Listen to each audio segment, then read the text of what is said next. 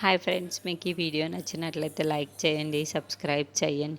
రాజ్ ఇంట్లో ఉన్న వాళ్ళందరూ హాల్లో కూర్చొనే ఉంటారు. ఇంతలో అక్కడున్న వాళ్ళ బామ్మగారు రాజును చూసి అపార్థాలు చేసుకునే వాళ్ళు, మనసు నిండా తప్పుని నింపుకునే వాళ్ళు ఇక్కడ ఉన్నారు. కానీ మనం చెప్పినట్టుగా వాడు వినటం లేదు కదా.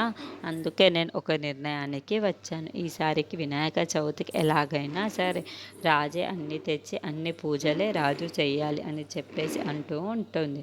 ఆ మాటలు వినగానే అక్కడున్న అపర్ణదేవి అయితే, సరే అత్తయ్య, మీకు నచ్చినట్లుగా మీరు చెయ్యండి, రాజే పూజ చేసే విధంగా చూడండి, అన్నీ మనం తెచ్చే విధంగా కాకుండా ఈసారి రాజే అన్నీ తెచ్చుకొని దేవుడి విగ్రహాన్ని, మంచి విగ్రహాన్ని తెచ్చి విధంగా మీరే చూడండి అని చెప్పేసి అంటూ ఉంటుంది. ఆ మాటలు వినగానే అక్కడున్న వాళ్ళ బామ్మగారు అయితే, అవును, నువ్వు అన్నది కరెక్టే, ఈసారి రాజే మంచి విగ్రహాన్ని తెచ్చి ఆ విగ్రహాన్ని పూజ చేయవలసి ఉంటుంది. ఎందుకంటే తనే కదా తప్పు నిర్ణయం తీసుకుంటుంది. ఇకనైనా సరే ఆ దేవుడిని మంచి నిర్ణయాలు తీసుకో విధంగా చూసుకో అని చెప్పేసి, ఈసారి నువ్వు ఎలాగైనా సరే రాజ్ మంచి విగ్రహాన్ని తీసుకువచ్చి పూజ మొత్తం నువ్వే చేయాలి అని చెప్పేసి అంటూ ఉంటుంది. ఆ మాటలు వినగానే అక్కడున్న రాజు అయితే సరే అని చెప్పి విగ్రహానికైతే తీసుకొని వస్తానని చెప్పి సరే అని చెప్పి కారులో అటువైపుగా వెళ్తూ ఉంటాడు.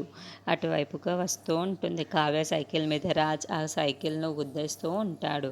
అది తగిలి కావ్య అయితే కింద పడిపోతూ ఉంటుంది. అది చూడగానే అక్కడున్న రాజు అయితే, హే, ఎవరు నువ్వు అని చెప్పేసి ఒక్కసారిగా కారులో నుండి బయటికి దిగుతూ అక్కడున్న కావ్యని చూస్తూ, ఓహో నువ్వా అని చెప్పేసి అంటూ ఉంటాడు.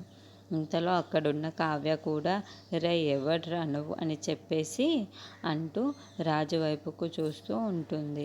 ఇంతలో అక్కడున్న రాజును చూసి ఒక్కసారిగా షాక్ అయిపోతూ ఉంటుంది. మీరా అని చెప్పేసి అంటూ ఉంటుంది.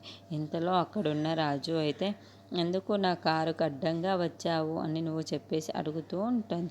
ఆ మాటలు వినగానే అక్కడున్న కావ్య అయితే చాలా కోపంగా రాజును చూస్తూ ఉంటుంది.